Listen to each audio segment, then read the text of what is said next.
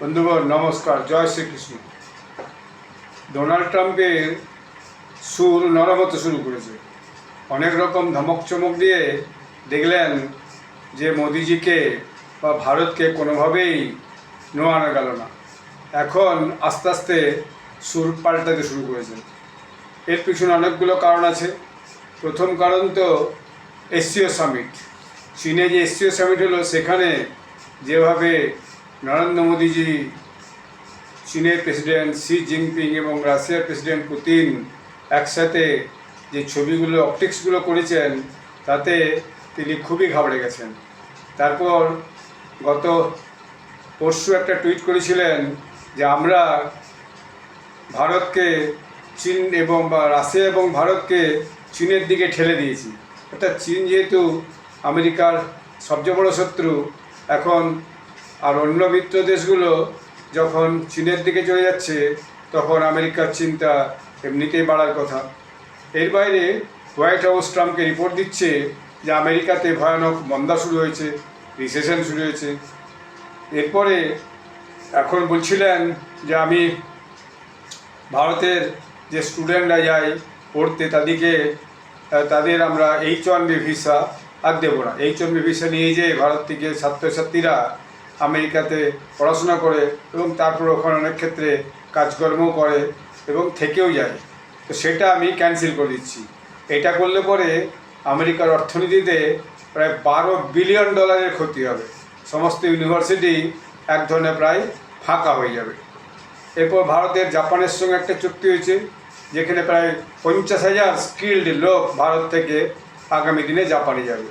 রাশিয়ার সঙ্গে যে সমস্ত চুক্তি হয়েছে, কথাবার্তা হয়েছে, তাতে ভারতের 30,000 স্কিল্ড লোক রাশিয়াতে যাবে। এর মধ্যে দেখা গেল যে ভারতে নরেন্দ্র মোদীজির সমর্থনে বা প্রস্তাবে অর্থমন্ত্রী নির্মলা সীতারামনজি ভারতে জিএসটি ট্যাক্স অনেক কমিয়ে দিলেন। ফলে নিত্য প্রয়োজনীয় জিনিসের দাম আগামী দিনে এই পূজার আগেই, এই মাতৃপক্ষ শুরু আগে 22শে সেপ্টেম্বর থেকে ভীষণভাবে কমে যাচ্ছে। 12% বেশিরভাগ জিনিসের এসে যাচ্ছে 8-এ, অনেক জিনিস 0% এসে যাচ্ছে এবং 12% থেকে বহু জিনিস 5% এসে যাচ্ছে। ফলে গরিব মানুষ, মধ্যবিত্ত এবং নিম্ন মধ্যবিত্তের যে চাহিদা, সেই চাহিদা ব্যাপকভাবে পূরণ হবে। এর ফলে দেশের মধ্যেই দেশের উৎপাদিত সামগ্রী ব্যাপকভাবে বিক্রির সম্ভাবনা অনেক বেড়ে গেছে। এর সাথে সাথে যেগুলো হয়েছে, দেখা যাচ্ছে যে ভারতে অতিথিদের দৌড় একদম লেগেই আছে। কদিন আগে ফিলিপিন্সের প্রেসিডেন্ট এসেছিলেন, তারপরে দেখা গেল সিঙ্গাপুরের প্রধানমন্ত্রী, নবনির্বাচিত প্রধানমন্ত্রী, তিনি এসেছেন। সিঙ্গাপুরের সঙ্গে ভারতের দীর্ঘদিন একটা সম্পর্ক, প্রচুর আদান প্রদান আছে, ব্যবসা আছে। ওখানে বেশ কিছু ভারতীয়, প্রায় 3-4 লক্ষ ভারতীয় সিঙ্গাপুরে থাকে এবং কাজ করে। এফটিএর চুক্তির জন্য ইউ প্রেসিডেন্ট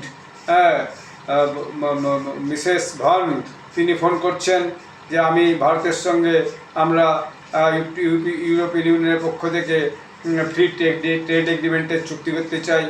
আজকেই ফ্রান্সের প্রেসিডেন্ট মোদিজিকে ফোন করেছেন। জার্মান ফরেন মিনিস্টার ভারতে এসে বিভিন্ন মিটিং করে গেছেন এবং ভারতের ট্যারিফ সংক্রান্ত যে ভারতের যে স্ট্যান্ড, সেই স্ট্যান্ডকে সমর্থন করেছেন। অর্থাৎ জার্মানি আস্তে আস্তে ভারতের দিকে ভীষণভাবে এখন ঝুঁকেছে। এখন ভুটানের প্রধানমন্ত্রী ভারতে এসেছেন, তিনিও ডক্টর জয়শঙ্করের সঙ্গে দেখা করেছেন। এই যে সমস্ত বিষয়গুলো, এই বিষয়গুলো ডোনাল্ড ট্রাম্পকে খুব চিন্তায় ফেলে দিয়েছে যে ভারতের রমরমা ক্রমশ বেড়েই চলেছে। অর্থাৎ সারা বিশ্বের বিভিন্ন ছোট ছোট দেশের নেতারা ভারতে আসছেন, বিভিন্ন ধরনের বাণিজ্য চুক্তি করছেন। এটা কোনো কম কথা নয়। কিন্তু এখন সারা বিশ্বে আমেরিকা প্রায় একঘরে পড়ে গেছে। ফলে এর ফলে গতকাল ডোনাল্ড ট্রাম্প যেটা বলেছেন, সেটা খুব মারাত্মক। হোয়াইট হাউসে তিনি একটা সাংবাদিক সম্মেলন করছেন, সেখানে যেটা বলেছেন, আমি ইংরেজিটা বলি আগে, তারপর বাংলাটা বলছি আপনাদেরকে। US president Donald Trump made the following significant statement on the India US relationship. কি বলেছেন? I will always be friends with Modi. He is a great prime minister. India and United States have a special relationship. There is nothing to to worry about. I don't think we have losing our friend. I get along very well with Indian PM Modi ji. As you know, he was here a couple of months ago. We went to the Rose Garden. Donald Trump রাষ্ট্রপতি হওয়ার পর মোদিজি গেছিলেন, যে দেখা করেছিলেন এবং রোজ গার্ডেনে তাদের সঙ্গে মিটিং হয়েছিল। যদি এর ইয়েতে মোদিজিও এর ইয়েতে রেসিপ্রোকেট করেছেন যে ডোনাল্ড ট্রাম্প আমার খুবই ভালো বন্ধু এবং তার সঙ্গে আমার বন্ধুত্ব নিশ্চয়ই প্রগাঢ় হবে। আগামী দিনে আর ভারতের সঙ্গে বা আমেরিকার সম্পর্ক ভালো নিশ্চয়ই হবে, সেটা তিনি বলেছেন ইংরেজিতে। আমি সেটা বলি আপনাকে, deeply appreciated and fully reciprocate President Trump sentiments and positive assessment of our ties. India and the US have a very positive and forward looking comprehensive and global strategic partnership বলে তিনি ট্যাগ করেছেন real Donald Trump এবং পুটোস হচ্ছে আমেরিকার প্রেসিডেন্টের যে x handle. তো ফলে এখন দেখা যাচ্ছে আস্তে আস্তে বরফ গলতে কিন্তু শুরু করেছে।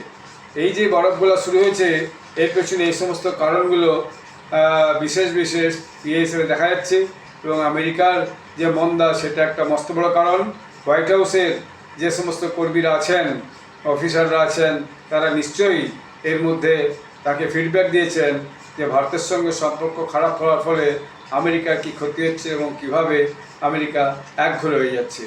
যদিও তার যে ট্রেড অ্যাডভাইসার তিনি তো যখন তখন যা খুশি বলেন, তা বাদ দিয়ে আরেকজন অফিসার গতকাল তো ভারতের কে বলেছিলেন যে ভারতকে ক্ষমা চাইতে হবে, 40% ট্যারিফ দিতে হবে এবং মোদিজিকে এসে বলতে হবে আমার ভুল হয়েছে, এরকম জাতীয় কথাবার্তা বলেছিলেন। তারই এই প্রেক্ষিতে দেখা যাচ্ছে এখন ডোনাল্ড ট্রাম্প অনেক সুন্দরম করছেন, অর্থাৎ সেই যে ব্রিটিশ জমিদারির ভাব যে এখন আর চলবে না, সেটা আমেরিকা আস্তে আস্তে বুঝতে চেষ্টা করছে। দু একজন অফিসার আছে যারা এখনও পর্যন্ত এইভাবে ভারতকে অপমান করে কথাবার্তা বলার চেষ্টা করছে। আগামী দিনে তাদেরকেও যখন একজন করে ডোনাল্ড ট্রাম্প বুঝতে পারবে আমাকে ভুল বুঝিয়েছে, তাদেরকেও যখন ফায়ার করে তার যে হোয়াইট হাউস থেকে বের করে দিবে, তখন তাদের উপযুক্ত শিক্ষা হবে। ভারতের মতো একটা গণতান্ত্রিক দেশের সাথে বন্ধুত্ব বিগড়ে দেওয়ার যে কী ফল, সেই ফল আমেরিকা আস্তে আস্তে বুঝতে পারছে এবং আগামী দিনে আরও বুঝতে পারছে। যে বিশ্বাস একবার নষ্ট হয়ে গেল, এই বিশ্বাস পুনঃস্থাপনা করা আগামী দিনে খুব কঠিন ব্যাপার। সারা সমগ্র ভারতের জনগণ এখন মোদিজির পাশে আছে, যে কোনোভাবেই কোনো রকম দাদাগিরির কাছে ভারত নতজানু করবে না। তাতে ভারতের যত ক্ষতি হবে সেই ক্ষতি আমরা আগামী দিনে নিশ্চয়ই পূরণ করে দিতে পারব। আর্থিক ক্ষতি মানুষের বা কোনো একটা রাষ্ট্রের খুব বড় কথা নয় যদি রাষ্ট্র মাথা তুলে দাঁড়ায়, এবং ভারত এই যে মাথা তুলে দাঁড়িয়েছে, এটা বিশ্বের সমস্ত দেশ আজকে ভারতকে কুর্নিশ করছে এবং সমর্থন করছে যে না, ভারতের একটা নিজস্ব স্ট্যান্ড আছে, ভারত যে একটা সিভিলাইজেশন কান্ট্রি সেটা এর প্রমাণ। যে ভারত সহজে কারো কাছে মাথা নয় না, পরিষ্কার কথাটা, ন্যায্য কথাটা, সত্যি কথাটা ভারত বলতে জানে। আজকে এই আলোচনাটি এখানেই শেষ করছি। আবার নতুন কোনো ভিডিও নিয়ে আপনাদের কাছে আসবো। আপনারা সকলে ভালো থাকবেন। ধন্যবাদ।